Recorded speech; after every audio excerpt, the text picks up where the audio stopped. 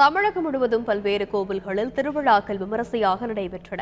திருப்பத்தூர் மாவட்டம் நாற்றம்பள்ளி பகுதியில் அமைந்துள்ள 700 வருடங்கள் பழமை வாய்ந்த கைலாச வரதராஜ பெருமாள் கோவிலில் மகா குடமுழுக்கு கோலாகலமாக நடைபெற்றது. 2000க்கும் மேற்பட்ட பொதுமக்கள் சுவாமி தரிசனம் செய்தனர். சிதம்பரம் அருகே பெருங்கலூர் கிராமத்தில் 100 ஆண்டுகள் பழமை வாய்ந்த வடபத்திர காளியம்மன் கோவிலில் குடமுழுக்கு வெகு சிறப்பாக நடைபெற்றது.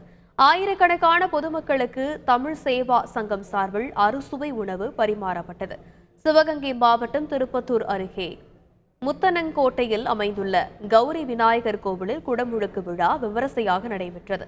அமைச்சர் பெரிய கருப்பன், முன்னாள் அமைச்சர் விஜயபாஸ்கர், MLA செந்தில்நாதன், MP சேவியர்தாஸ் உள்ளிட்டோரும் பங்கேற்றனர்.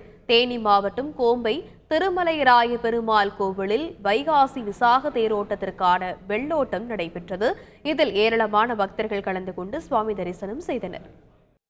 திருத்தணி முருகன் கோவிலில் திரளான பக்தர்கள் சுவாமி தரிசனம் செய்தனர்.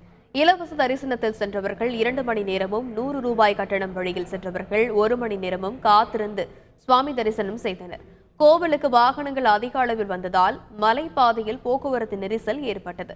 திருவண்ணாமலை அண்ணாமலையார் கோவிலில் காலை முதல் பக்தர்களின் கூட்டம் அலைமோதியது. விடுமுறை நாள் என்பதால் வெளி மாவட்ட மற்றும் வெளி மாநிலங்களில் இருந்து ஆயிரக்கணக்கான பக்தர்கள் அண்ணாமலையார் கோவிலில் சுவாமி தரிசனம் செய்ய குவிந்தனர்.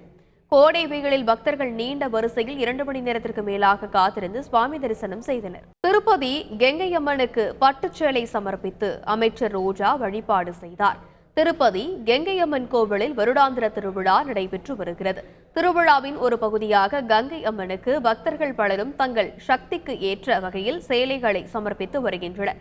இந்த நிலையில் அமைச்சர் ரோஜா கெங்கையம்மனுக்கு பட்டுச்சேலை ஒன்றை சமர்ப்பித்தார். பின்னர் அவருக்கு கோவில் நிர்வாகம் சார்பில் பிரசாதங்கள் வழங்கப்பட்டன.